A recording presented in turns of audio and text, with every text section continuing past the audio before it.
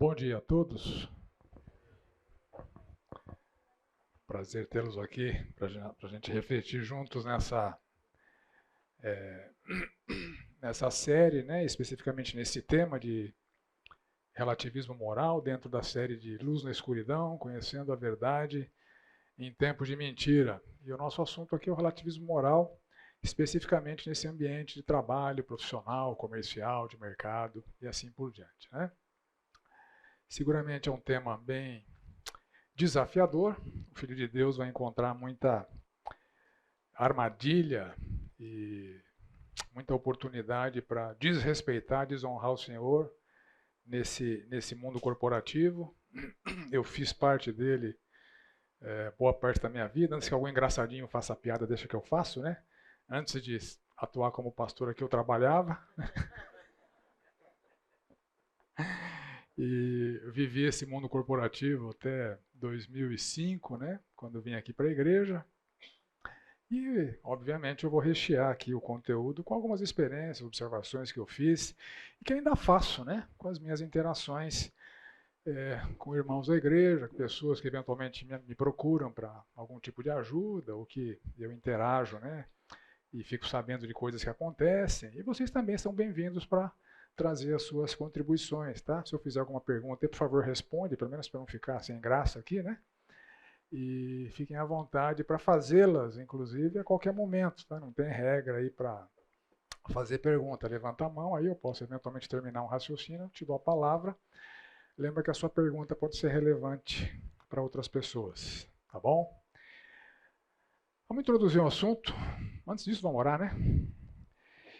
E a gente parte para quem nos trouxe aqui. Senhor amado, obrigado por essa manhã, por esse tempo que teremos de reflexão e pela tua graça de aprendizado, de desafio, de confrontação. E eu oro para que de transformação, em alguns casos. Que o Senhor possa nos guiar nesse processo de olharmos para as realidades que nos cercam em termos profissionais, comerciais, e ao mesmo tempo não perdermos de vista o Senhor, que é o nosso Rei, nosso Salvador, nosso Mestre, e que nossas vidas profissionais possam glorificá-lo e que esse tempo possa contribuir para isso. Oramos assim em nome do Senhor Jesus. Amém. O som está adequado aí atrás? Tá bom. Eu vou apresentar para vocês aqui um material que eu me deparei faz pouco tempo. É uma pesquisa de uma publicação de Harvard, pesquisa elaborada por essa simpática senhora, que é autora de um tema chamado liderança quântica. Eu acho impressionante. Eu acho impressionante a criatividade para vender livro, né? Agora tem a liderança quântica, né? Mistura neurociências com física quântica e faz proposições para equipar os líderes, né? Mas enfim, independente do quanto a gente possa gostar ou não do tema da pesquisa dessa senhora, ela publicou um negócio que eu achei bem interessante. Ela fez uma pesquisa com 195 líderes de corporações de 15 países, uma pesquisa bem abrangente, né, geograficamente, com 30 organizações, grandes grupos empresariais, e dentre os assuntos levantados na pesquisa, o principal deles era o seguinte: quais são as principais características de um líder eficiente? Pergunta dirigida para esses 195 líderes, né, desse contexto de 30 organizações em 15 países. Quais são as principais características de um líder eficiente? E das características apontadas por esse universo que ela pesquisou, a gente não vou me ater a todas elas, me chamou a atenção para isso aqui, ó. 67% deles apontaram padrões morais elevados como uma característica que faz de um líder eficiente. Padrões morais elevados. Eu achei curioso. Eu achei, no mínimo, curioso. E fiz um exercício para tentar entender um pouquinho o que significa isso. E pergunto para vocês, já que os líderes predominantemente têm apontado padrões morais elevados como uma das atribuições importantes para líderes eficientes, isso significa então que o relativismo moral no ambiente profissional tende a acabar, ou pelo menos diminuir significativamente, certo?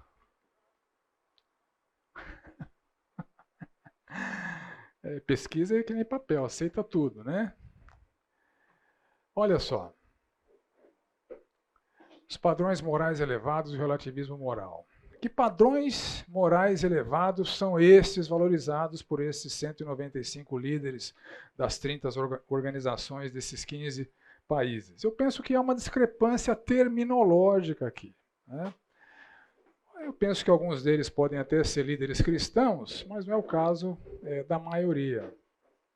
Mas o fato é que eu posso afirmar com uma boa dose de certeza que o que é chamado de padrões morais elevados nesse ambiente corporativo, de mercado, de empresas, etc., estão muito longe dos padrões bíblicos de moralidade. Tá? Esses padrões morais elevados que os líderes apontam são aqueles padrões morais que fazem bem para os negócios, que fazem bem para as empresas. São padrões morais utilitários, né? É uma moralidade utilitária, um padrão moral que retém talentos, porque os chefes não vão ser grosseiros e agressivos, as pessoas vão tender a ficar mais na empresa. São padrões que aumentam a eficiência operacional, porque as pessoas não vão ser tão preguiçosas, vão trabalhar com mais afinco. São padrões que fomentam o marketing institucional. Olha, essa empresa é uma empresa ética, uma empresa aqui que tem um código de ética muito bem desenvolvido. Isso pega bem para o mercado, pega bem para os acionistas. É um marketing que fideliza clientes, que querem fazer negócios com empresas que não vão trapaceá-los, que traz resultados financeiros, que reduz perdas e roubo, né? Perdas por roubo e corrupção, enfim. Há um benefício mercadológico, empresarial, corporativo, de fomentar esses padrões morais elevados, porque eles são úteis e fazem bem para os negócios. Agora, o Filho de Deus, nesse contexto, vai enfrentar desafios muito específicos e significativos em ambientes que advogam a importância desses padrões morais elevados. Por exemplo, pergunta, vou apresentar aqui um pedacinho do código de ética de uma empresa. A pergunta que eu faço para vocês é a seguinte: essa empresa valoriza padrões morais elevados? Olha só o que está no código de ética dela. Alguém trabalha em empresas que têm um código de ética escrito assim? Ok. Então olha o código de ética dessa empresa aqui. Sempre que tiver diante do que pensa ser uma decisão ética delicada, reflita sobre as seguintes questões. É legal? É ético? Está de acordo com a cultura corporativa? Contribuirá de forma positiva para mim e para a imagem da empresa? Se a resposta for não, para qualquer dessas perguntas, adote uma conduta diferente. Então pergunta, se a empresa valoriza padrões morais elevados? Pois é, isso aqui é do Código de Ética da Americanas. Quem soube do escândalo aí está rindo. Olha só. Um camarada, um executivo saiu, se não me engano, do Banco Santander e foi para Americanas, né? Ele ficou lá do dia 2 de janeiro de 2023, pediu demissão dia 11. Ficou 9 dias, porque ele identificou uma fraude. Uma fraude bilionária. E ele não quis fazer parte daquele enrosco, né? Aí jogou titica de galinha no ventilador, a coisa foi para o mercado, etc., né? E a empresa teve que se posicionar. E a empresa se posicionou da seguinte maneira para o mercado. A companhia esclarece que, como informado no fato relevante divulgado em 11 de janeiro de 2023, a denúncia de fraude, a companhia detectou inconsistências em lançamentos contábeis, redutores a conta fornecedores, realizados em exercícios anteriores, incluindo o exercício 2022, que, em uma análise preliminar, a área contábil da companhia estima que sejam da dimensão de 20 bilhões. Inconsistências. Inconsistência. Olha o posicionamento oficial da empresa para o mercado. Aquilo foi uma fraude. Olha o que foi noticiado na imprensa pela CNN, a partir de um documento que eles tiveram acesso. O documento diz que toda a diretoria anterior da Americanas trabalhava em conjunto para esconder o esquema de fraude e forjar o aumento dos lucros da companhia, o que resultava em pagamentos astronômicos de bônus para os executivos da empresa. É isso que aconteceu. Em 10 anos, esses executivos maquiaram os lançamentos contábeis para aumentar o número do resultado da empresa, porque eles eram remunerados em função do resultado. Na última década, foram mais de 500 milhões de reais pagos à diretoria da varejista. Número muito acima do que outras empresas do segmento pagaram aos seus diretores. Então é fraude. É fraude contábil para maquiar resultado para receber bônus. Uma empresa que valoriza, teoricamente, a ética. Mas os líderes da empresa não estão tão comprometidos assim com a ética, porque uma vez que a flexibilização da sua ética maximiza o resultado para o seu bolso, então aquele compromisso com padrões morais já não é tão rígido assim. Receberam uma grana preta ao longo de 10 anos. Né? Então, olha só. Boa parte da moralidade bíblica é imoral ou estúpida, na melhor das hipóteses, para esses elevados padrões morais seculares. Então não nos enganemos com esse modismo. É um modismo assim como a liderança quântica. Pega bem falar que a empresa tem padrão moral elevado, mas na vida prática as coisas nem sempre se comportam dessa maneira. Então, por exemplo, aquilo que nós consideramos, nós cristãos, que nós consideramos, porque a palavra de Deus assim nos ensina, como pecados sexuais, é um absurdo no ambiente corporativo. Então, é imoral afirmar que certas práticas são imorais. É imoral afirmar que certas práticas são imorais. É imoral afirmar que um casamento correto do ponto de vista de Deus é um monogâmico entre um homem e uma mulher. Isso é moral. Isso é ser tacanho, mente vazia, mente pequena. E há por parte deles uma intolerância implacável com aquilo que eles chamam de intolerância da nossa parte, né? A moralidade bíblica.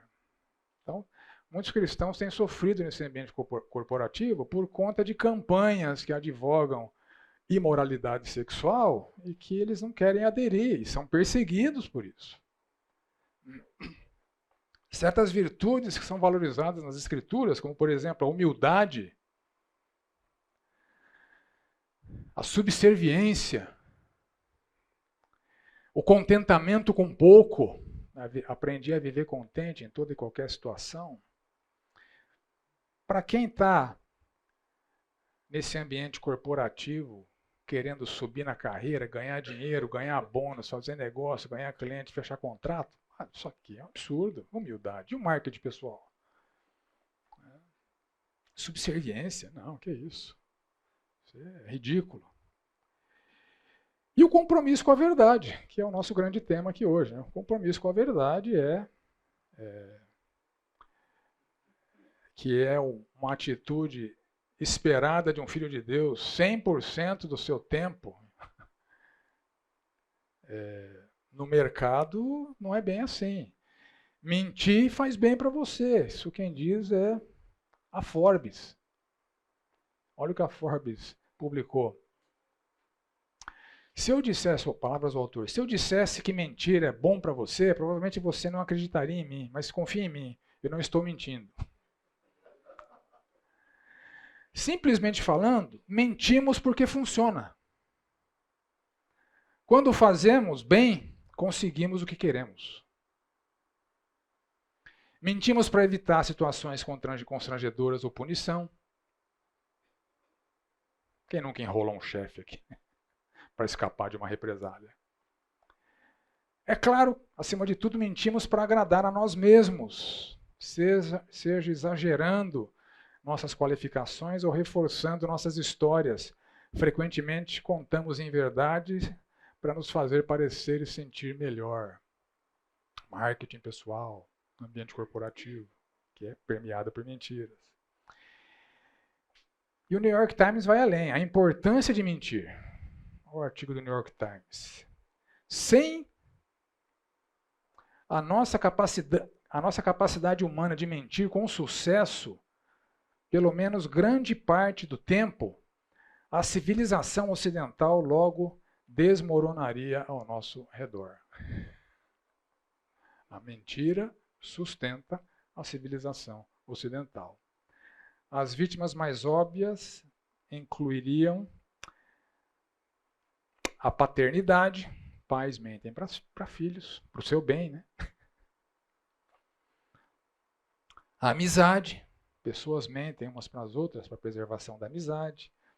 Publicidade, o marketing está recheado de mentiras. No varejo, 1 por 8, 2 por 18. O mercado compra. Cerimônias religiosas, segundo o autor, há mentiras.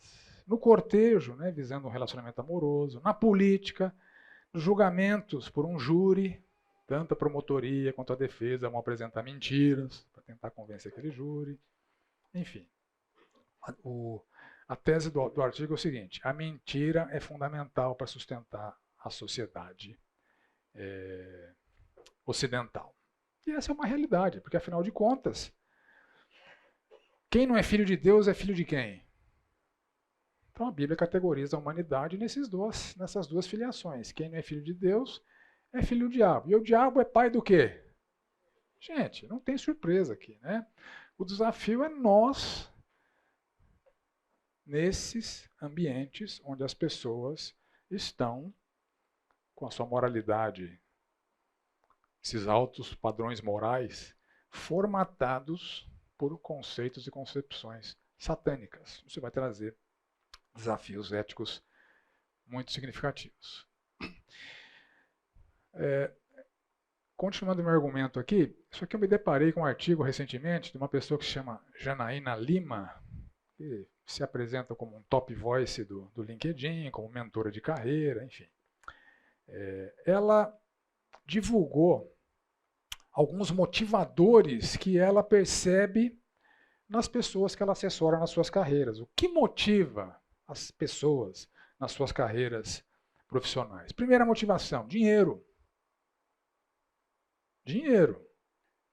As pessoas trabalham para terem mais e mais e mais dinheiro. E aqui nós, filhos de Deus, somos confrontados com a realidade da avareza, que é classificada na Bíblia como que pecado? Idolatria. Será que um filho de Deus, num ambiente de mercado profissional, é que nem aquele programa do Silvio Santos, né? Topa tudo por dinheiro? Prestígio. Aprovação social, que endereça aqui os pecados da vaidade, do orgulho, esse sentimento de superioridade, de apreciação e de avidez pelo elogio. Isso motiva as carreiras das suas pessoas.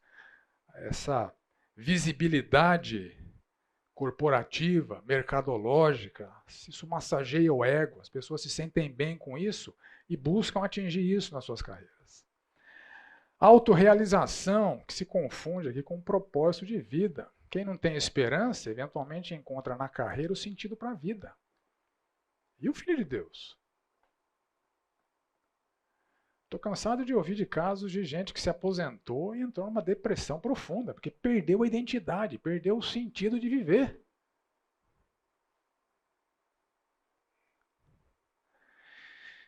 Outro motivador, poder, autonomia, independência, aquela máxima de prevalecer o meu jeito, impor a minha forma de trabalhar, esse senso de superioridade que violenta a virtude dos cristãos, como a subserviência.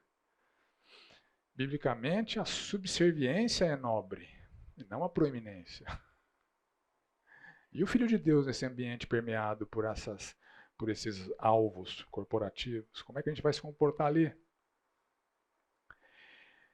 E são motivadas pelo desafio, eu consigo, eu sou mais capaz, essa sensação de realização que provoca essa arrogância, essa altivez. Então são motivadores reais que essa mentora de carreira encontra e que não está fazendo juízo de valor aqui. Eu estou, né? Ela não está. Então, o que motiva as pessoas é isso. A minha análise foi com juízo de valor, a dela não. É isso que as pessoas buscam nas suas carreiras.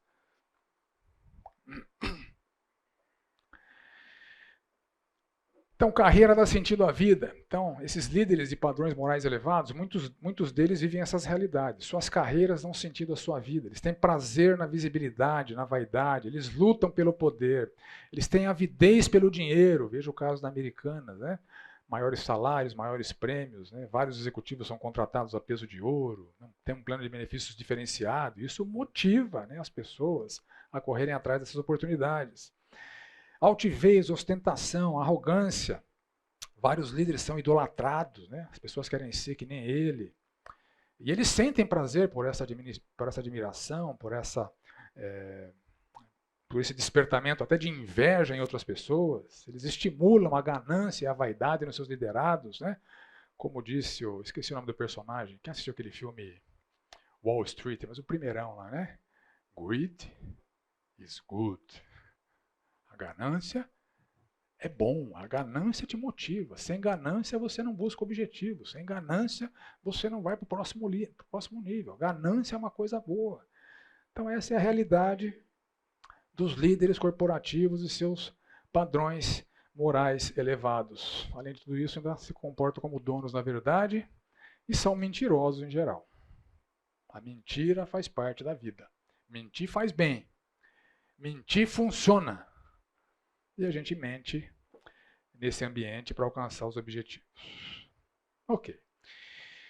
Vamos entender o problema do ponto de vista da piedade, do ponto de vista do desafio que isso representa para nós enquanto cristãos nesse ambiente. Lembrando aqui que o nosso tema é luz na escuridão, conhecendo a verdade em tempos de mentira. Eu fiz uma exploração inicial de como é que a mentira faz parte dessa realidade de ambiente corporativo de mercado, mesmo com essa ênfase de se valorizar esses padrões morais elevados. Indo para a palavra de Deus aqui, em Provérbios 13, 5, a gente lê o seguinte: o justo odeia mentiras, o perverso causa vergonha e desonra. A integridade dos retos os guia, mas a falsidade dos infiéis os destruirá. Então aqui, esses dois provérbios contrastam o justo com o perverso, o reto com o infiel, e a gente vai viver essa dicotomia presente em nossas vidas no ambiente profissional. E o desafio para nós é não sucumbirmos às armadilhas de nos tornarmos como o perverso, ou de agirmos como um infiel. Então, a minha reflexão a partir de aqui vai nos desafiar a essa luta pela verdade, custe o que custar, pela integridade, custe o que custar, no nosso ambiente profissional, nas nossas relações com clientes e fornecedores, com subordinados e superiores e assim por diante. O relativismo moral, ele pode ser entendido como uma ética elástica. Você já ouviu esse termo? O que é a ética elástica? Então você vem na escola bíblica aqui, você ouve cultos, você lê a Bíblia, você acaba sendo formatado, graças a Deus, pelo Espírito Santo, com o padrão moral de Deus, né? Agora, quando você vai para o ambiente corporativo, para o mercado de trabalho, fazer negócios, se der uma esticadinha nessa ética para tolerar certas condutas que você sabe que não são adequadas, né? Mas está numa área cinzenta. Na área cinzenta você pode pisar nela, né? Então você tende a tolerar certos comportamentos que você sabe que são reprovados para Deus, mas que têm um benefício. Isso é ética elástica. A tolerância por condutas, comportamentos, atitudes fora daquilo que você foi formatado pelo Espírito Santo, pelo benefício que vai causar para você, para sua família, para a igreja, né? Você vai poder contribuir mais, enfim. Né? Eu já estou entrando aqui no que eu chamo aqui de espiral decadente do relativismo. O relativismo moral no ambiente corporativo pode ser entendido por essa espiral decadente. É uma figura que eu estou usando aqui para exemplificar e para descrever o processo de aplicar o relativismo moral nas nossas realidades profissionais e mercadológicas. Em primeiro lugar, nós nos deparamos com a realidade da sedução. Nós somos seduzidos. Existem coisas nas empresas, no mercado, que nos seduzem. Em Tiago, a gente lê, cada um é tentado pela sua própria cobiça. Aquilo que você não cobiça não é tentação para você, mas o que você cobiça é uma fonte de tentação para você. Então a cobiça, as coisas que nós aspiramos, as coisas que nós esperamos alcançar por meio da carreira, uma vez que elas podem ser pecaminosas, se endereça aspirações do nosso coração, aqui nós estamos diante de uma situação de sedução. Faço isso para ganhar mais dinheiro ou não? Faço isso para ganhar uma promoção ou não? Então, há um objetivo a ser alcançado, uma cobiça sendo endereçada, e isso significa uma tentação. Somos seduzidos. Segundo lugar, pressão. Somos pressionados. Olha o que Provérbios fala. Filho meu, se os pecadores quiserem seduzir você, não consinta. Então, além das nossas próprias cobiças estarem nos induzindo a comportamentos reprováveis por Deus, há a pressão do ambiente, há a pressão do meio. O chefe te pressiona a mentir. A empresa te pressiona a obter resultados. Você tem cota para cumprir. Você está num ambiente onde todo mundo faz certas coisas. Se você não fizer... Uma vez eu conversei com um policial cristão, foi parar numa delegacia e tinha um esquemão lá. Ele falou, não dá para ficar contra. Se ficar contra, eu morro. Então ele preferiu pedir transferência, ir para outro lugar. Não dá para ser contra. Então tem a pressão do meio. Se você não se encaixa, não se enquadra no esquema, você vai sofrer represália, você vai sofrer consequências. Então, sedução associada à pressão. E aí entra a racionalização. O que é a racionalização? São aquelas mentiras que você conta para você mesmo para te convencer que elastificar um pouquinho a ética é inócuo, não vai te fazer mal. Olha o que o Tiago fala. Tornai-vos, pois, praticantes da palavra e não somente ouvintes, enganando-vos a vós mesmos. Este processo de autoengano, que eu estou chamando aqui de racionalização, só uma vez. Não é mentira, eu só estou omitindo parte da verdade. O benefício é gigantesco. Vou até poder, fechando esse contrato, a comissão vai ser tão boa que eu vou ofertar uma bolada para a igreja. Então, né? São processos mentais mentirosos, enganosos, que se estabelecem em nós, tentando nos convencer de que afrouxar nossos padrões e tolerar comportamentos é algo viável, que não vai ser tão prejudicial assim, porque o benefício é muito grande. Sedução, pressão, racionalização, e esse processo leva ao que a Bíblia chama aqui em 1 Timóteo 4,2 de cauterização. Olha só, ele fala da hipocrisia dos que falam mentiras e que têm cauterizada a própria consciência. Cauterização é um processo de eliminar a sensibilidade com alguma coisa quente, né?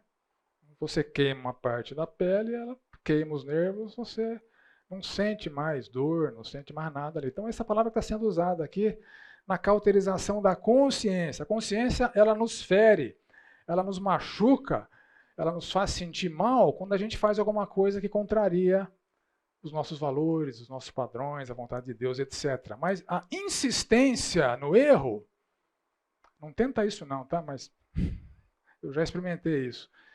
A insistência no erro leva a uma insensibilidade. Deixa de pesar a consciência. Você deixa de ficar incomodado com aquilo. Já está insensível. Já cauterizou.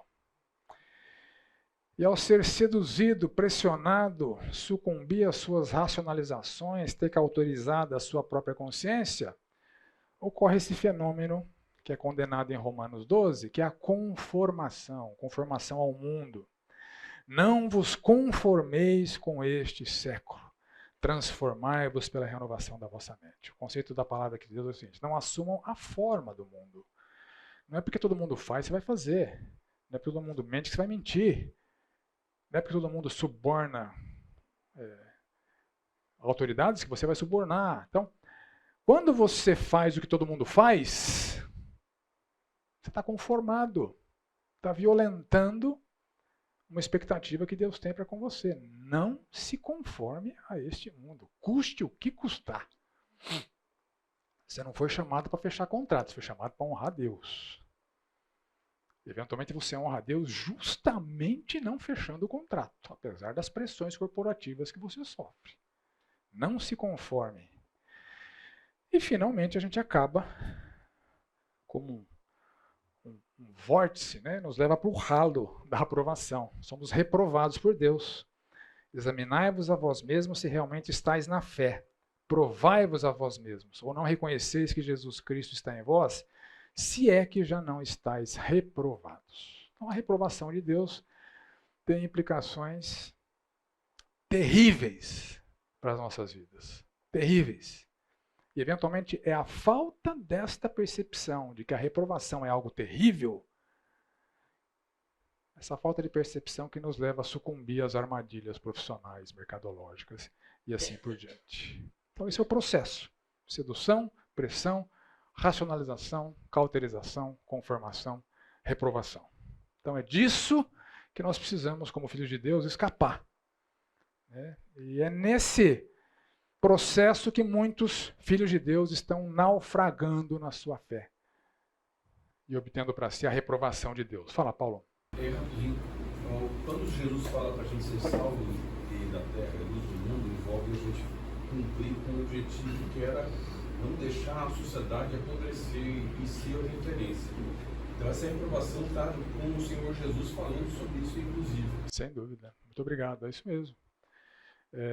Eu vou citar esses dois textos, se der tempo, um pouco mais para frente, mas é isso mesmo. Nosso chamado é para sermos luz, nosso chamado é para sermos sal. É para isso que a gente existe. Essa é a nossa missão. Se nós comprometemos a missão, e podemos fazer isso com muita facilidade no ambiente de trabalho, no ambiente corporativo, nas interações do mercado, nós estamos desapontando seriamente o Senhor Jesus Cristo. E não só isso, isso vai trazer para nossas vidas perdas irremediáveis, aqui e na eternidade. E é justamente a falta de atenção a essas perdas que pode fomentar, colaborar para que sejamos tentados e caiamos, sucumbamos às tentações. Mas obrigado, Paulo, é isso mesmo. Então, olha só.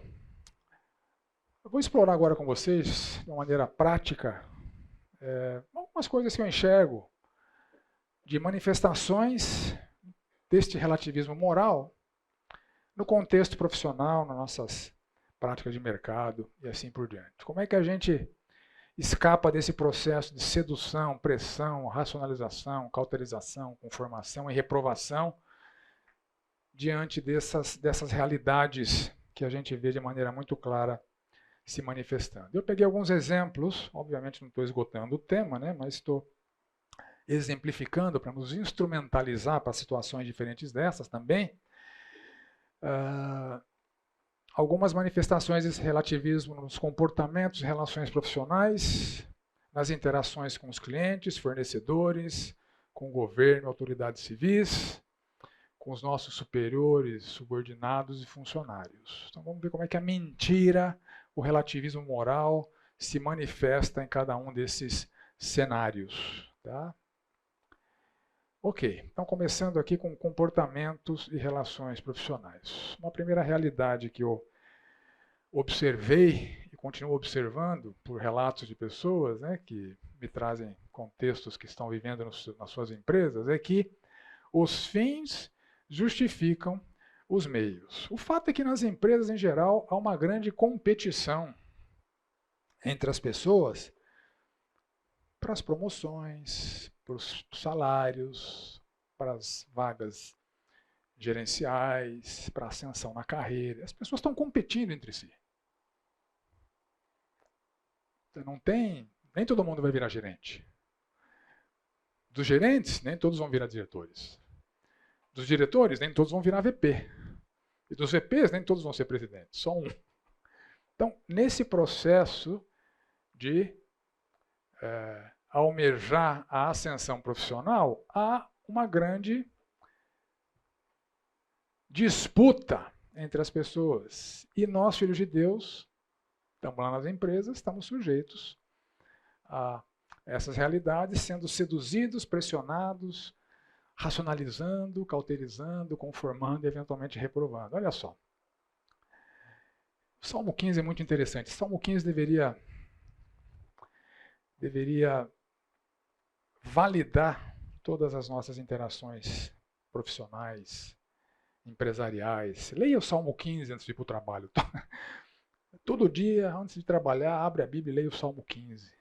Isso deve filtrar as suas decisões, os seus pensamentos, suas atitudes. Senhor, quem habitará no teu santuário? Aqui a habitação do santuário significa, literalmente, desfrutar de um relacionamento de intimidade com o Senhor. Estar na presença do Senhor, desfrutando do Senhor, deleitando-se com o Senhor. Quem, Senhor, habitará teu santuário? Quem poderá morar no teu santo monte? E aí vem aquele que é íntegro em sua conduta. Pratica o que é justo, de coração fala a verdade, não usa a língua para difamar, nenhum mal faz ao seu semelhante, não lança calúnia contra o seu próximo, rejeita quem merece desprezo, honra os que temem ao Senhor, mantém a sua palavra mesmo quando sai prejudicado. Não empresta dinheiro visando lucro, nem aceita suborno contra o inocente. Quem assim procede nunca será abalado. Leia o Salmo 15 e vai trabalhar.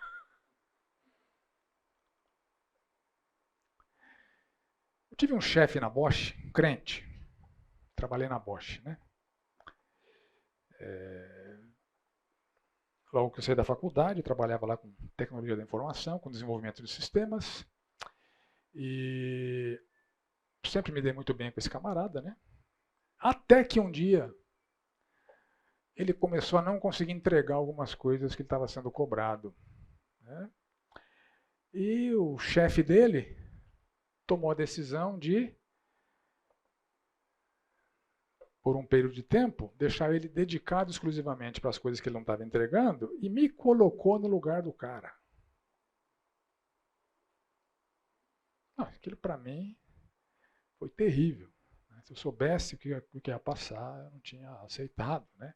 Porque o fulano se sentiu ameaçado e passou a me prejudicar. Lembro que ele foi fazer uma avaliação minha e começou a levantar em verdade lá. Eu levantei da mesa e falei, tô fora, cara. Não vou participar disso não. Aí fui lá no chefe. Cara, você me prejudicou. Você me colocou no lugar do cara. Olha a situação agora. Eu vou dançar na avaliação. Olha o que você me fez. Eu fui reclamar com ele. Eu tô fora, né? Enfim, a situação foi contornada por ele que me avaliou, tal, mas ficou a rusga, né? Eu virei uma ameaça para a pessoa. É crente. E no ambiente corporativo, profissional, difamação, prejudicar, mentir, caluniar, faltar com integridade, são ferramentas que promovem a ascensão profissional. E o Filho de Deus nesse cenário vai estar seduzido, pressionado, racionalizando, se sucumbir, vai se cauterizar, vai se conformar e vai ser reprovado porque vai fazer o que o pagão faz. Então, muito cuidado com isso. Antes de entrar no próximo assunto, vamos fazer uma pequena pausa para o intervalo, a gente volta na sequência, tá bom? Estamos ainda nessa máxima mentirosa de que os fins justificam os meios para ascensão profissional. Mais alguns textos bíblicos, né? O homem perverso semeia contendas, o difamador separa os maiores amigos. Então, contenda, difamação sendo praticadas por pessoas para maximizar suas oportunidades de carreira. Já vi isso acontecer demais, já vi crentes sucumbindo nessas armadilhas. É uma honra para alguém ficar longe dos conflitos, mas os insensatos envolvem-se neles. Certa vez eu sucumbi, estou lembrando de uma aqui, foram várias, né?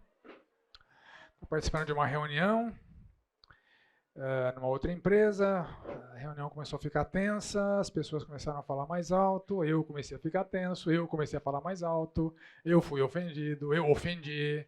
Na hora que eu vi, estava ali me comportando como um pagão. Tem que fugir dessas armadilhas. A gente tem que fugir dessas armadilhas. E quando caiu a minha ficha, eu levantei da mesa, falei, assim eu não participo mais dessa reunião. Se você quer minha presença, vamos nutrir um ambiente de respeito, senão eu estou fora. Oi. Dá licença um minutinho. Fica à vontade.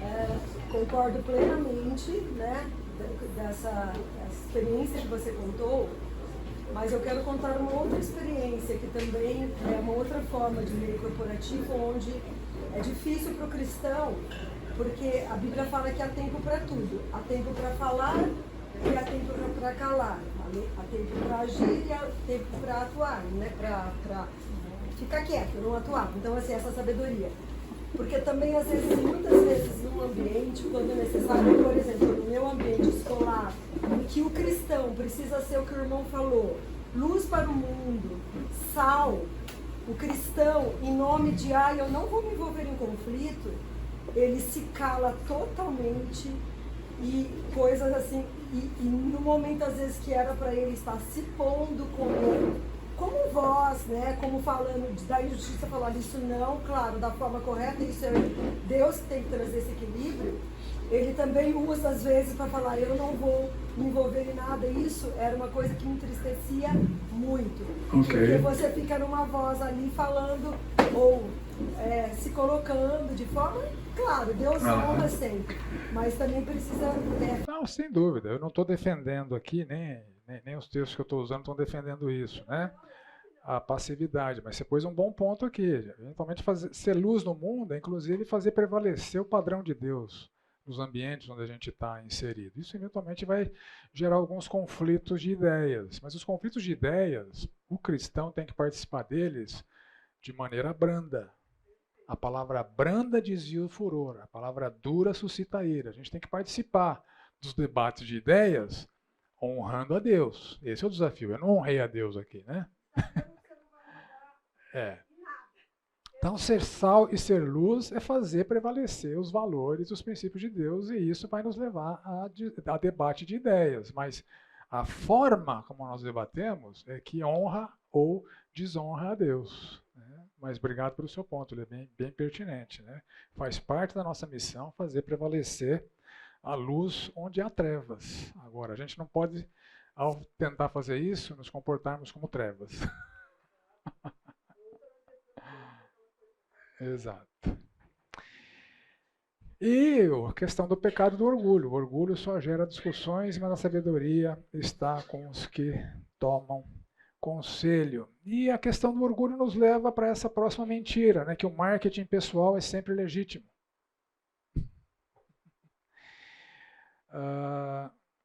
Você já ouviu aquela máxima, né? Galinha que bota ovo e não cacareja não é valorizada. Então essa questão do marketing pessoal, a gente vai andar em cima do fio da navalha ali, né? Porque eu tenho visto e vi isso muito forte na minha carreira corporativa, que as pessoas buscam esta proeminência, buscam essa autoexaltação, e isso não é aprovado pela palavra de Deus. Então, não estou querendo dizer aqui que todo marketing pessoal é errado e nem que ele é ilegítimo, mas a gente precisa lembrar que a palavra de Deus valoriza a humildade, não valoriza a autoexaltação. A palavra de Deus valoriza que outros façam elogios a você, não a sua própria boca. Outras pessoas e não os seus lábios. Olha Provérbios 25. Achaste mel? Come apenas o que te basta, para que não te fartes não te fartes dele e venha a vomitá-lo. Isso no verso 16. E o verso 27. Comer muito mel não é bom. Assim procurar a própria honra não é honra. Então ele acabou de falar que mel faz vomitar. Então talvez ele esteja remetendo a esse conceito de que é nojento você ficar buscando a própria glória, a própria exaltação. A melhor propaganda do nosso trabalho é o trabalho. É o próprio trabalho.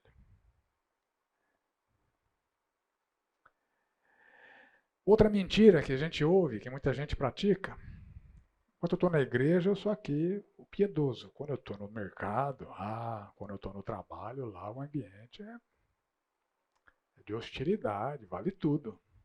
Trabalho é atividade secular.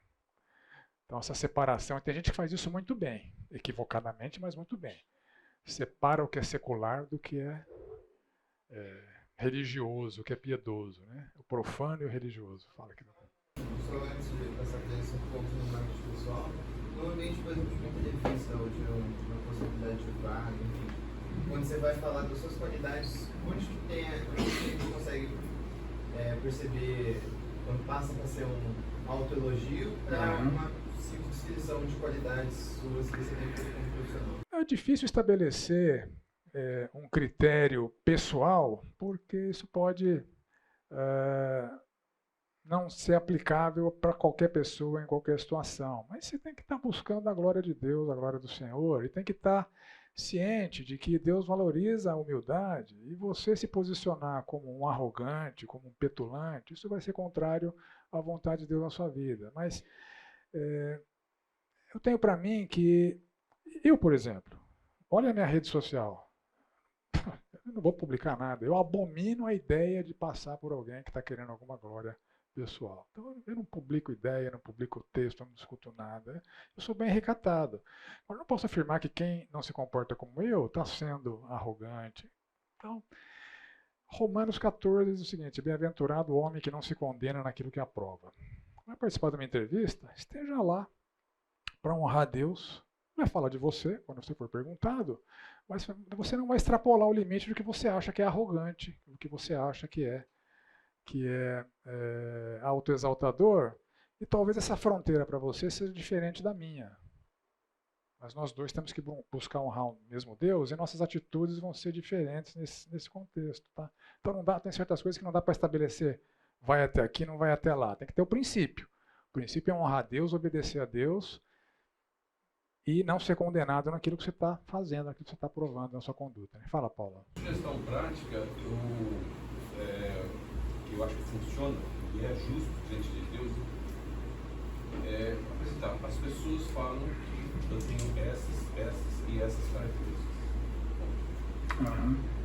Se alguém, as pessoas me elogiam por causa disso. Ficam menos menos arrogante da parte da pessoa. Fica a dica do Paulo aí, né? Mas eu penso que o princípio é esse, né? A gente entender que Deus reprova atitudes de orgulho e eventualmente ficar bem com os outros é ficar mal com Deus. Não vale a pena. Não vale a pena. Aqui, vou entrar no assunto agora, essa questão de que trabalha atividade secular.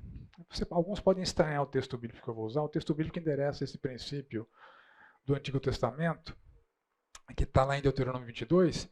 Não arem a terra com um boi e com um jumento presos ao mesmo jugo. Então, a ideia do jugo desigual. O jugo desigual virou, no meio evangélico, sinônimo para casamento misto, né? Mas você lê lá no texto de Coríntios, não está falando de casamento. Não é o assunto ali.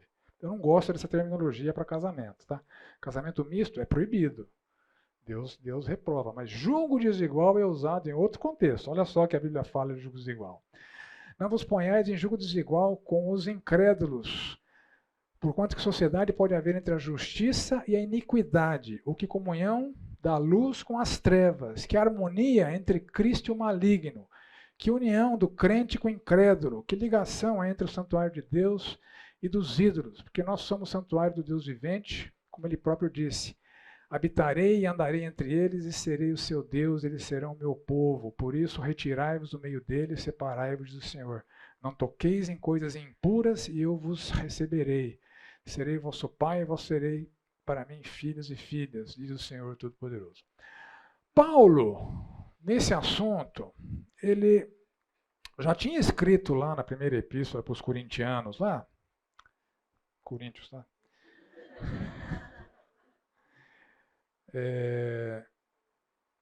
Ele tinha escrito o seguinte: já em carta vos escrevi que não vos associasseis com os impuros. Refiro-me com isso não propriamente aos impuros desse mundo ou aos avarentos, roubadores, idólatras, pois neste caso teríeis que sair do mundo. Então esses textos não estão dizendo para a gente sair do mundo, não ter nenhuma relação com os incrédulos, não ter uma interação com os incrédulos. É impossível. Enquanto nós estamos nesse mundo, a gente precisa das interações com os incrédulos, porque esse é o contexto da nossa missão, inclusive. A gente precisa dessas interações. O que nós não podemos é ser como eles. E é disso que Paulo está falando. Jugo desigual, meus irmãos, é qualquer associação com os incrédulos, e você vê isso muito claramente no contexto da Epístola de 2 Coríntios, para praticar iniquidade, se associar com o incrédulo para praticar idolatria. Avareza é idolatria. E se associar com o incrédulo para praticar imoralidade sexual. Esse era o contexto da igreja em Corinto ali. Eles frequentavam os cultos pagãos, transavam com as prostitutas e com os prostitutos cultuais, eles não tinham escrúpulos nos negócios, frequentavam os templos pagãos. Então, iniquidade, idolatria e imoralidade, quando a gente se associa com o incrédulo para praticar isso, isso é jugo desigual. Então, o conceito de jugo desigual é esse na Bíblia. Se associar com incrédulos para praticar iniquidade, transgressão, desobedecer princípios e mandamentos do Senhor, idolatria, adorar outros deuses, Mamon, é um deus muito adorado por crentes, e imoralidade, pecados da área sexual, que também no ambiente corporativo rolam assim, de maneira muito latente, né?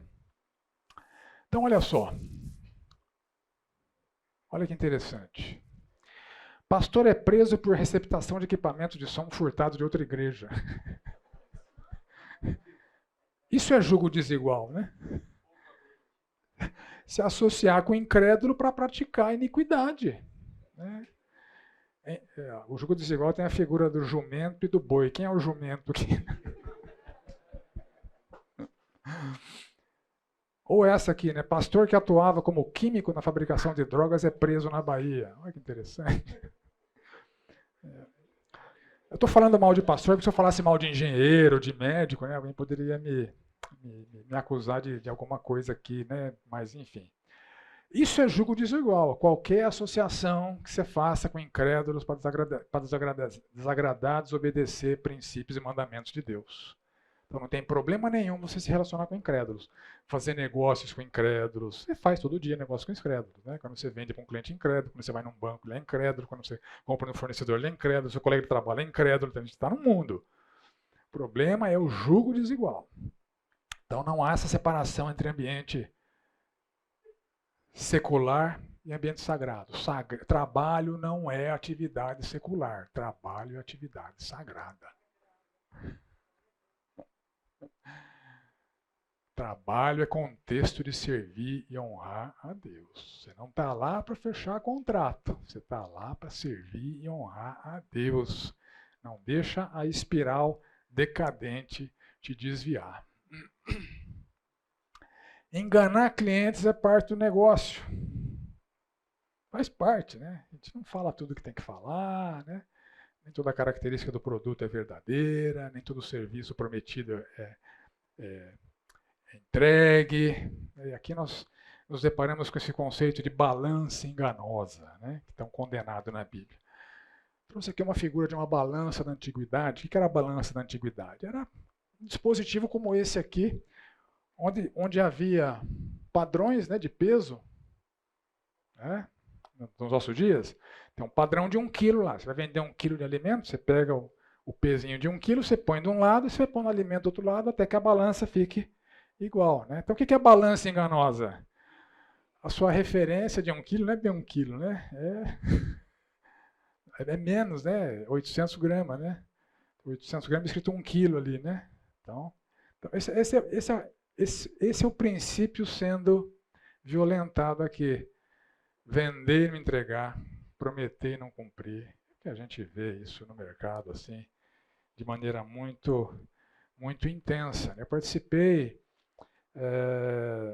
de vários processos de venda na empresa de software que eu trabalhava, e eram vendas gigantescas, né, de montantes estratosféricos, e normalmente elas eram conduzidas a partir de 2 processos principais. Um processo era responder o que a gente chamava na época de RFP, né? São as exigências que o cliente faz. O software faz isso, faz isso, faz isso, faz isso. Então você tinha que responder lá, né? Se faz ou se não faz. E um processo depois de demonstração para mostrar que se fazia de fato, né? E embora eu trabalhasse numa empresa ética, as pessoas em geral respondiam de maneira mentirosa e demonstravam de maneira enganosa. Faz parte, né? Tem cota, tem que cumprir a cota. Certa vez eu pedi, e não me pergunta nem o restaurante, nem quem é a pessoa, que eu não vou falar, tá? Mas eu pedi de um restaurante de um cristão, na época da pandemia, ele vendia lá 800 gramas de frango a passarinho. Opa, dá para jantar, eu, o Renato e mais os filhos aqui, né? Aí pedi lá os 800 gramas do frango a passarinho. O frango a passarinho chegou em casa, eu olhei e falei, nossa, 800 gramas aqui. Eu tinha uma balancinha em casa, eu pesei, era 400 gramas. Aí eu liguei lá e indiquei, hã? Os passarinhos foram embora. Eu liguei indignado lá, vocês publicaram aqui no iFood 800 gramas de frango a passarinho. O negócio chegou em casa, tem 400 gramas, meu cara. Ah, desculpa, aconteceu algum erro na cozinha, papapá, vem aqui, a gente vai te dar um voucher. Eu fui lá, peguei o voucher, né? Comprei outro frango a passarinho, 450 gramas. Ah, lá, passear, não compro mais frango a passarinho desse cara, né? Prometeu entrega. É assim, que é isso que Deus espera de nós. O Senhor abomina a balança enganosa. O Senhor abomina promessas não cumpridas. O Senhor abomina deturpação de produtos. Fala, querido. Então, nessa situação que você falou do último, eu entendo que a aplicação do princípio é mais direta. Eu não vou prometer algo para o meu cliente que eu não vou entregar.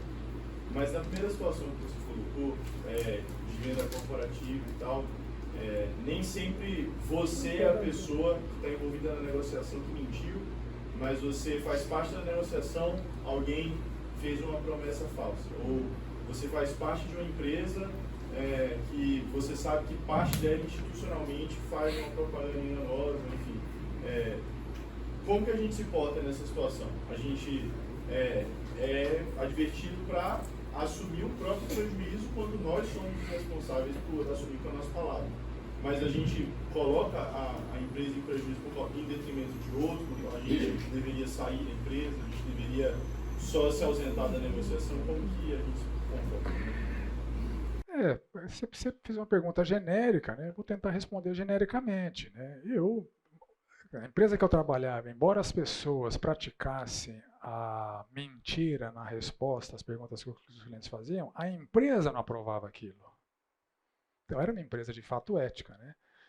Tanto é que quando a empresa se tocava que alguém fez isso, a pessoa recebia alguma represália, alguma punição. Assim. Então a empresa não validava esse tipo de conduta. As pessoas praticavam, a empresa não validava esse tipo de conduta. Se eu percebo que a minha empresa é uma empresa fraudulenta, eu procuraria sair da empresa. Não vou me tornar cúmplice das obras das trevas. Tá? Então, acho que é um parâmetro, né? Saber o que as pessoas fazem e o que a empresa estimula as pessoas a fazerem. Acho que tem boas empresas para trabalhar e eu caminharia nessa direção. Bom. Oi. Eu penso que vale a pena, assim, a empresa sim, se não ter ética, mas se ela te dá liberdade ou autonomia para exercer eticamente o seu trabalho, eu não veria problema de continuar. É que normalmente não é assim, né, Paulo? Normalmente a empresa é antiética e ela quer que você também sucumba à falta de ética. Eu já tive em ambientes em que a falcatrua era algo institucionalizado. Eu falei, não, aqui não dá para ficar não, estou fora, né? Enfim. Mas se você tem essa liberdade, se você está honrando a Deus, o problema é desobedecer a Deus, né? Você consegue estar num ambiente e obedecendo a Deus, né? Você não está sendo cúmplice dos pagãos, né? Esse é o problema. Ok, a relação com os fornecedores. A mentira que a gente ouve aqui é o seguinte: explorar fornecedores é parte do negócio. Exploração. Pagar o menos possível, exigir o máximo possível e pagar quando der. Hã? Promete pagar em 30 e deixa o papagaio rolar. Né? Isso é uma prática muito comum do mercado. Né? Esse calote, demora intencional para pagar, enfim. Né? Olha só, alguns princípios bíblicos são violentados com essa realidade nefasta do mercado. Né? Não oprimirás o teu próximo, nem o roubarás. A paga do jornaleiro, aquele que trabalha por jornada, né? Não ficará contigo até pela manhã. Não atrasa. Não atrasa. Ou Provérbios 20, 14. Não presta, não vale tanto, diz o comprador, mas quando vai embora, então se gaba do negócio que fez. Então, a Bíblia condena explicitamente esse tipo de prática. Né? E o Filho de Deus, nesse cenário, tem muitas oportunidades para honrar a Deus ou desonrar a Deus. O fato aqui é que a exploração de pessoas ou de empresas pequenas é algo odioso para o Senhor. Né? Então, a gente, como filho de Deus, nos ambientes onde a gente está, nas nossas empresas, nos nossos negócios, vamos procurar pagar o que é justo, não o menos possível. Né? Então, você contrata alguém para fazer um serviço na sua casa, pô, a pessoa pediu 300, vou oferecer 200, porque eu sei que ele tem família, o filho dele precisa comer amanhã, então ele vai aceitar por 200. Estou cansado de ver gente fazendo isso e se gabando de fazer isso depois. Então, o que é esperado de nós é a justiça na relação também com os fornecedores. E essa questão de não pagar, né? A ninguém fiqueis devendo coisa alguma, exceto amor. É uma prática muito comum. A empresa compra, sabendo que não vai pagar, e não paga. E deixa a coisa rolar. Aí lá na frente negocia a dívida por um valor pequenininho. Ou seja, isso é baixo. Né? Isso é baixo, é comum. E, infelizmente, muito empresário cristão sucumbe a esse tipo de situação, porque o mercado é assim. É contra essa conformação que nós estamos sendo exortados aqui. Né? Não é porque o mercado é assim, que todo mundo faz, que a gente vai fazer também. E um negócio muito comum no mercado também é a questão da propina. O fornecedor paga propina. Tem empresas aqui na região que são famosas, né, porque os compradores cobram propinas dos fornecedores. Para entrar ali, tem que molhar a mão de alguém. O mercado é assim, o negócio é assim, né? Enfim, se eu não fizer isso, meu concorrente vai fazer. Então, sedução, pressão, racionalização, né? Já está racionalizando. Aí começa a fazer, cauteriza, está conformado ao mundo, está reprovado diante de Deus, né? Perverso recebe suborno em segredo. Suborno, propina é coisa de gente perversa. O Filho de Deus jamais deve sucumbir a esse tipo de situação. E na relação com as autoridades civis, a mentira que a gente ouve aqui, a carga tributária é tão grande que justifica a sonegação. A sonegação é necessária, senão os negócios não sobrevivem. Você já deve ter ouvido isso. E também você já deve ter ouvido o Senhor Jesus dizendo o seguinte: dai a César o que é de César e dai a Deus o que é de Deus. Então a Bíblia não dá margem para você pagar o governo em função do caráter do governo. Jesus está falando de César aqui. Os Césares não são conhecidos como sendo pessoas de caráter, né? Dai a César o que é de César. Tem que pagar imposto, paga o imposto.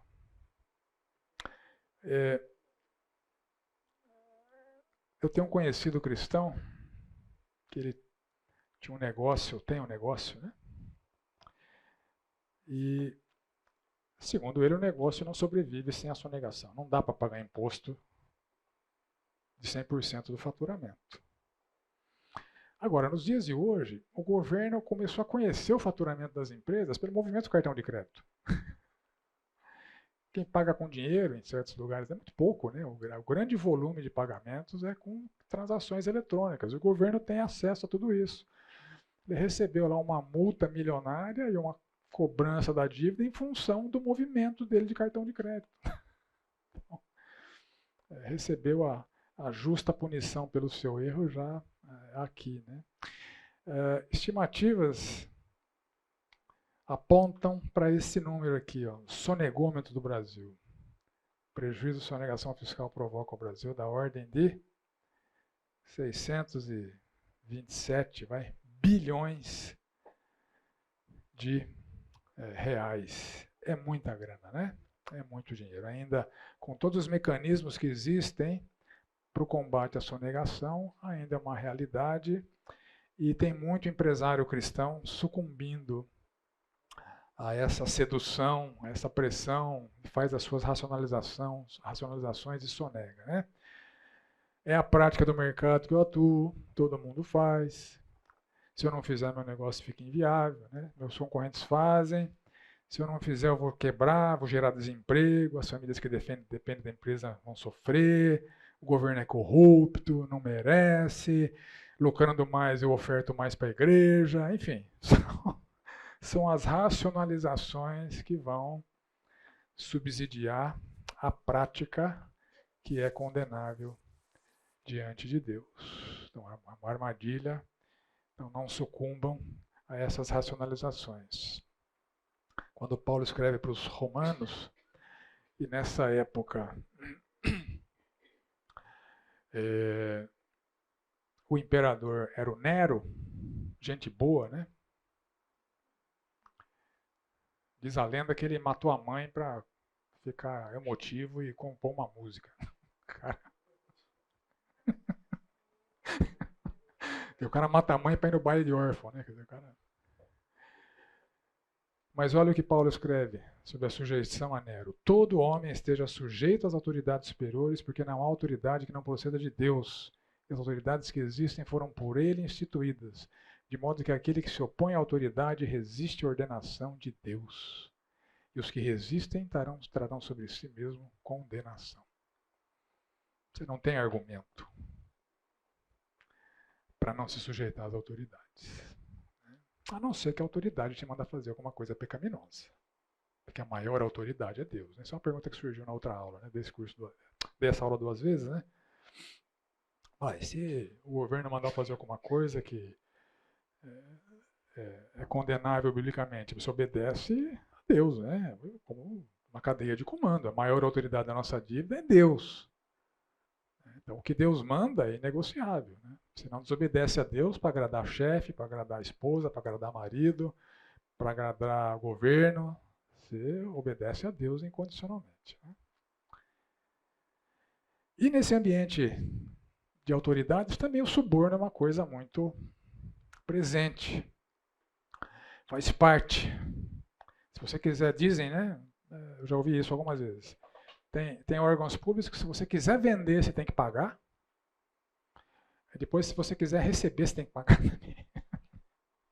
Você paga para vender, depois paga para receber. Sai fora, vai vender para outro lugar, né? Isso não é ambiente para o Filho de Deus atuar, né? Suborno é como um amuleto da sorte. Quem oferece sempre alcança o que quer. É uma ferramenta eficiente. Agora, você vai arrumar uma encrenca com Deus muito grande. Eu omiti aqui os nomes intencionalmente para não colaborar com a difamação dessas pessoas. Um deles é um crente.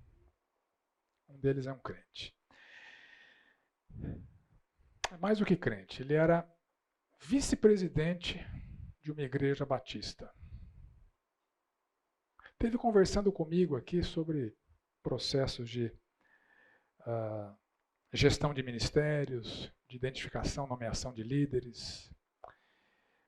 Alguns meses depois que ele esteve comigo aqui, como vice-presidente da igreja que ele participava, ele foi preso.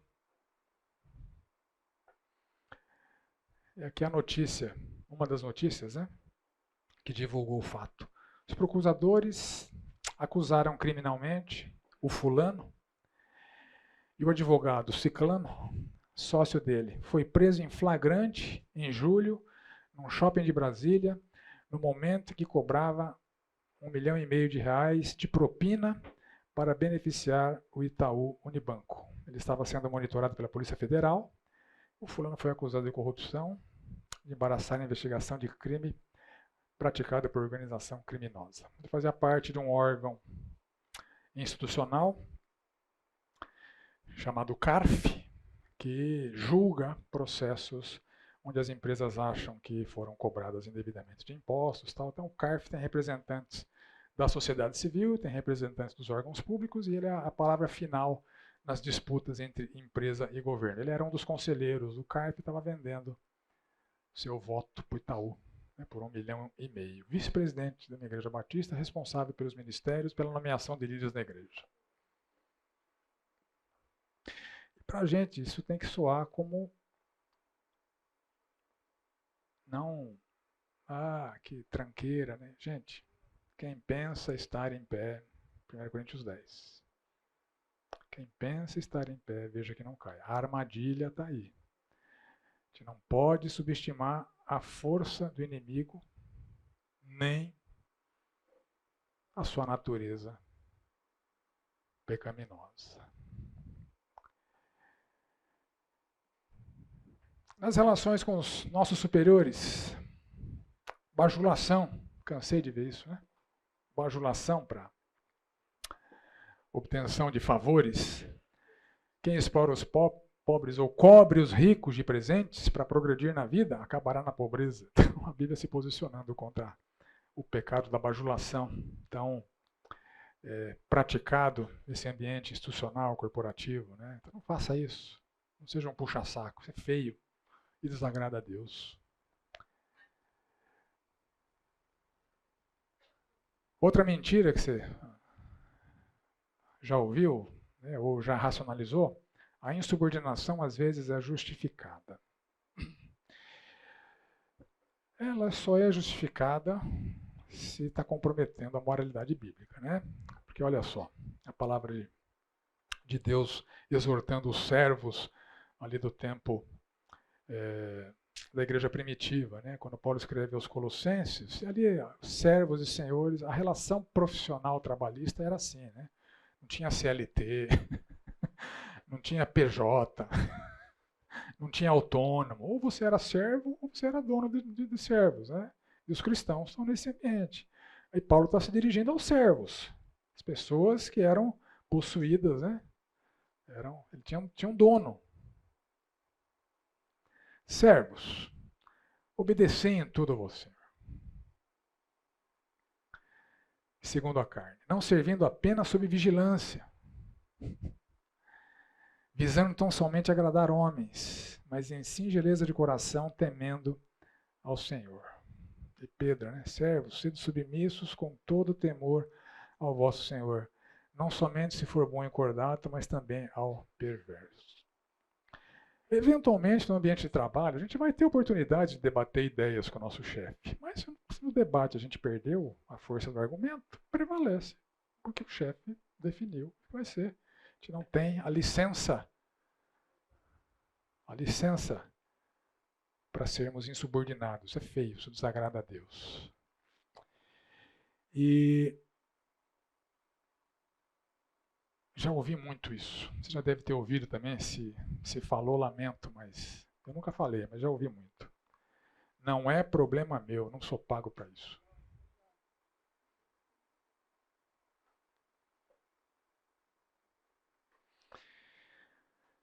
Olha o que a Bíblia exalta aqui. Vês um homem perito na sua obra, perante reis, será posto, não entre a plebe. Recentemente eu me deparei com um vídeo do Donald Trump, não sei se você já viu esse vídeo, ele defendendo que o pior tipo de funcionário para um empresário ter não é o funcionário ruim. O funcionário ruim você demite, fim de papo, você troca. É o funcionário bom. Ele não é o funcionário excelente, é o cara que mantém o emprego. Ele não é ruim o suficiente para você mandar embora, nem é excelente, como você gostaria que ele fosse. Ele falou, esse é o pior tipo de funcionário para você ter na empresa. Ele está defendendo o seguinte, procure as pessoas que vão além do que elas são pagas para fazer, porque, como eu já disse, o nosso trabalho glorifica o nosso Deus.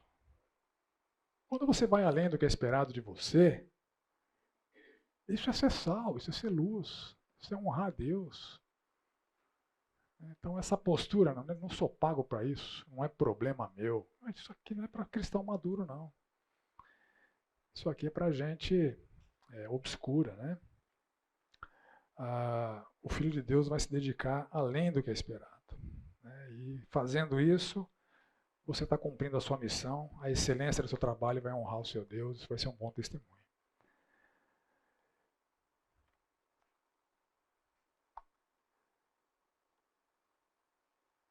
Outra mentira, muito comum. Tudo bem explorar o pobre. Paga o menos possível. Se o cara não quiser, tem quem queira. Muito empresário pratica isso. Muito empresário cristão pratica isso. Isso é exploração. E a Bíblia é enfática, né? Quem oprime o pobre insulta aquele que o criou. Mas a este honra o que se compadece do necessitado. Não explore o pobre só porque tem oportunidade, nem se aproveite do necessitado no tribunal. Economizei 50. E o cara não conseguiu comprar leite para o filho dele. Legal, né? Deus está vendo, né? Então, trate com justiça, pague com justiça. É isso que Deus espera de nós. Para finalizar, meus irmãos, a gente está quase aqui no final do horário. Como é que a gente se protege desse tipo de armadilha? Como é que a gente se protege deste tipo de armadilha? E minha resposta é o seguinte: foco na missão. O que você está fazendo aqui nesse mundo? Foca na sua missão. Você está aqui para crescer na carreira ou para honrar a Deus? Você está aqui para fechar negócio ou para honrar a Deus? Você está aqui para ganhar dinheiro ou para honrar a Deus? Foca na missão.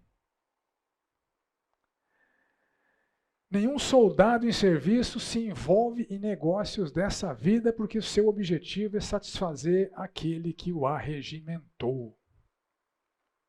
Eu já disse.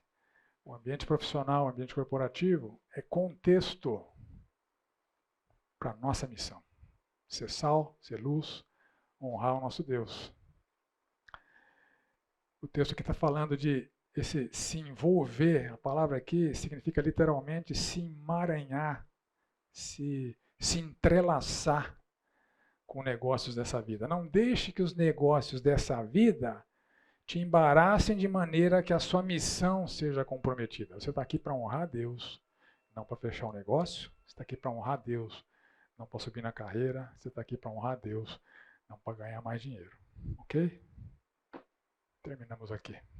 Alguma pergunta, alguma contribuição? Pode falar. Pastor, depois que meu esposo se converteu, ele é policial, né? E quando ele começou a fazer as abordagens, ele mudou a atitude. E aí ele era chacota aí dos amigos, porque ele falou assim, vai Jesus, vai lá e faz o que você quer fazer então, que depois a gente vai e vai fazer do nosso jeito. Então toda vez aí ele faz, vai Jesus, vai lá. Porque ele falava primeiro, ele orientava, né? E ele teve que colher o fruto porque ele encontrava com muitos rapazes, né? Depois de anos, ele falou assim, olha, muito obrigado, aquela palavra que você me deu mudou, hoje eu sou casado e tal. Então ele falou, não vou desistir. É isso aí, graças a Deus por isso. O policial, à luz de Romanos 13, o policial, ele tem autoridade estabelecida por Deus, é uma força divina para a contenção da malignidade da humanidade. Né? Por isso que ele traz a espada. Né? Hoje não é a espada, hoje é a arma de fogo. Né? Mas ele é armado por Deus para a contenção da malignidade desse mundo, tem um papel fundamental e pode exercer esse papel, né, debaixo da vontade de Deus, honrando a Deus, porque ele é um papel necessário, um papel absolutamente necessário, mas honrando ao Senhor, né, obedecendo ao Senhor, usando a força quando for necessário para defender o que o Senhor espera que aconteça nesse mundo, para prevalecer os valores, os princípios de Deus nessa sociedade tão em trevas. Obrigado pela contribuição. Mais alguma contribuição? Mais alguma pergunta? Oi, pode falar. Está errada? É 2, né? 2, 4. Ok, obrigado. Bem.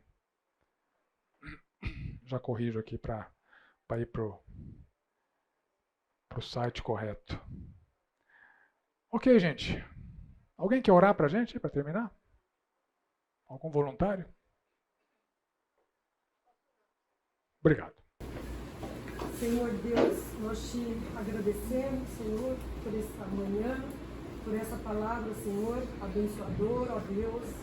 Aliás, pela tua palavra, Senhor, que nos conduz, que é luz para o nosso caminho, Senhor, alimento, Senhor, para a nossa vida, ó Deus, e que o Senhor, ó Pai, nos ajude, Senhor, a sermos praticantes da palavra, Senhor, não apenas negligentes ouvintes, Senhor, mas que esteja em nossos corações, ó Deus, em nossa mente, ó Pai, e que possamos fazer uso dela, Senhor, o tempo todo, ó Pai, quando aquelas situações, Senhor, aparecem nas nossas vidas, que a gente possa sempre estar recorrendo à tua palavra, Senhor, porque é o nosso alimento, e te louvamos por isso, e agradecemos a ti, Senhor, pela vida do teu servo, ó Pai, que a preparou também, em nome de Jesus.